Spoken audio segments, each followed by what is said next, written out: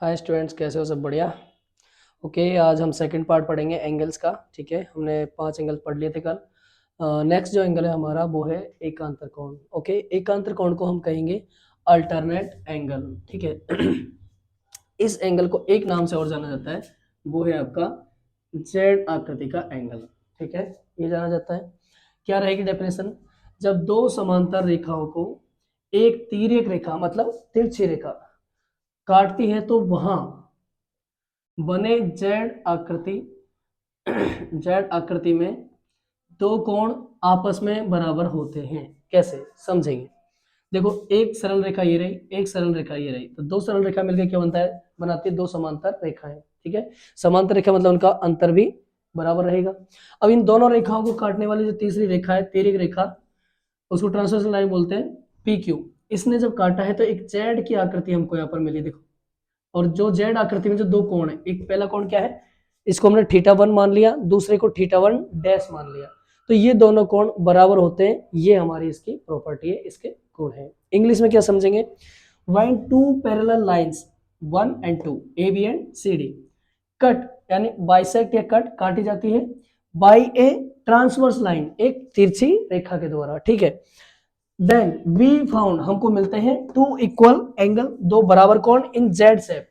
इस जेड आकृति में ये दो कोण है, ये दोनों बराबर होते हैं, इक्वल होते हैं। ठीक है, तो ये रहा हमारा समांतर कोण। इसके बाद में आता है शीर्षाभिमुख कोण, वर्टिकली अपोजिट एंगल। ठीक है, समझेंगे जब दो रेखाएं आपस में एक दूसरे को काटती है, जब दो रेखाएं एक दूसरे को काटती है, एक रेखा ये रही, एक ये रही, दोनों एक दूसरे को काटती है। ठीक है, तब कटान बिंदु मतलब जिस बिंदु पर कट लगता है दोनों का, के दोनों तरफ मतलब उसके एक तरफ और दूसरी तरफ। समझेंगे, यहाँ पर दो रेखाओं ने एक दूसरे को काटा, तो इस बिंदु के, ये इसको बिंदु को लेंगे कटान बिंदु, इसके इस तरफ और इस तरफ, दोनों तरफ बने कोणों का मान बराबर होता है। कैसे? ये थीटा वन है, ये थीटा टू है, तो दोनों कोण है, इनका मान आपस में बराबर होता है। ठीक है, हम थीटा वन को थीटा टू के बराबर लिख सकते हैं और थीटा टू को थीटा वन के बराबर लिख सकते हैं। जैसे थीटा वन हो जाएगा दोनों तरफ, या फिर थीटा टू दोनों तरफ हो जाएगा। इंग्लिश में लिखेंगे व्हेन टू लाइंस बाइसेक्ट, जब दो लाइन काटी जाती है, ईच अदर एक दूसरे के द्वारा, देन वी फाइंड, हमको मिलता है, क्या मिलता है? टू इक्वल एंगल, दो इक्वल एंगल मिलते हैं ऑन अपोजिट साइड, एक दूसरे के विपरीत तरफ में, ऑफ बाइसेक्ट पॉइंट ओ, जो बाइसेक्ट पॉइंट है इसको नाम दे दिया ओ, और ये इसके दोनों विपरीत तरफ में दो कोण मिलते हैं और दोनों के दोनों इक्वल होते हैं, बराबर होते हैं। ठीक है, तो theta one equal to theta two, दोनों इक्वल हो गए। हमने एग्जांपल ले लिया, सपोज करोगे इधर हमारा 56 था, तो ये कितना होगा? तो ऑब्वियसली बात है वो 56 के इक्वल होगा। समझ में आ गई? तो थीटा टू 56 के इक्वल हो गया, ये हमको समझ में आया। तो इसको बाकी एग्जांपल्स के हम एक्सरसाइज में देखेंगे।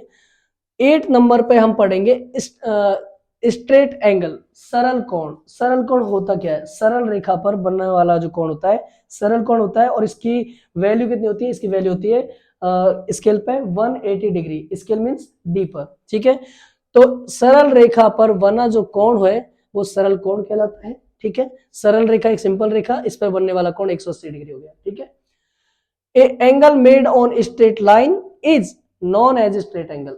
सिंपल सी भाषा, समझ में आया? ओके, फिर इससे बाद हम पढ़ेंगे रैखिक कोण युग्म, लीनियर पेयर। ठीक है, इसी के बेस पे है ये, स्ट्रेट एंगल के बेस पे।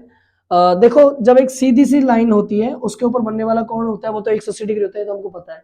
बट इसे हम अगर एक और रेखा के द्वारा काट दे इसको, तो ये कोण दो भागों में विभाजित हो जाएगा, divided in two parts, theta one and theta two. एक ही कोण के दो हिस्से हो गए, एक हिस्से को थीटा वन नाम दे दिया, एक को थीटा टू। यहाँ पे वही चीज, थीटा क्या है हमारा? थीटा है हमारा कोण का रिप्रेजेंटेटिव। ठीक है, इसको एक इंडिकेशन मान लिया हमने कोण का।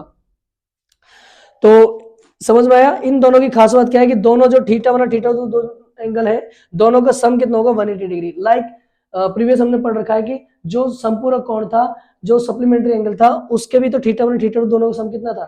180 डिग्री। ठीक है, एग्जांपल लेते हैं। सपोज करो एक स्ट्रेट लाइन है, उस पर एक कट लगा ट्रांसफर लाइन के द्वारा, तो 180 डिग्री दो पार्ट में विभाजित हो गया, एक तो 170 और दूसरा x। हमको एक तो गिवन है 170 डिग्री, दूसरा पता नहीं है, तो कैसे फाइंड आउट करेंगे? हमको पता है फॉर्मूला क्या है, थीटा वन थीटा टू बार 180। θ1 प्लस θ2 दोनों को ऐड करके लिखा, θ1 प्लस θ2 इक्वल टू 180। θ1 की वैल्यू क्या है हमारे पास 170 डिग्री, तो 170 plus x equal to 180। x यानी जो अननोन नंबर होता है, अननोन जो हमको फाइंड आउट करना होता है उसकी वैल्यू निकालनी, तो उसको स्टेबल रख दो यहाँ पे और 170 को ट्रांसफर कर दो दूसरी साइड। और हम पढ़ चुके हैं कि जब प्लस वाली वैल्यू को ट्रांसफर करके ले जाते हैं दूसरी वैल्यू की तरफ तो ट्रांसफर हो जाती है अपोजिट साइड में, प्लस हो जाएगा माइनस में, माइनस हो जाएगा प्लस में। तो here we choose first one, हम पहले वाले को सेलेक्ट करेंगे, प्लस का चिन्ह दूसरे जाके माइनस हो गया। तो 170 लेफ्ट साइड से राइट साइड गया तो माइनस 170 हो गया, 180 minus 170 we got the answer x equal to 10 degree, right. तो इसकी डेफिनेशन क्या लिखेंगे, रैखिक कोण युग्म भी समपूरक कोण की तरह कार्य करता है। सिंपल सी बात है, दोनों एंगल का सम कितना होता है 180 डिग्री होता है। और linear pair work like a supplementary angle, ये हमारे एंगल्स है पूरे, अभी तक 9 पढ़े हैं और बाकी के जो एंगल्स हम नेक्स्ट वीडियो में पढ़ेंगे। और इनको आप अच्छे से समझें और इनका स्क्रीनशॉट ले सकते हैं, इससे आप याद कर पाए, अपने काम में ले पाए। Thank you.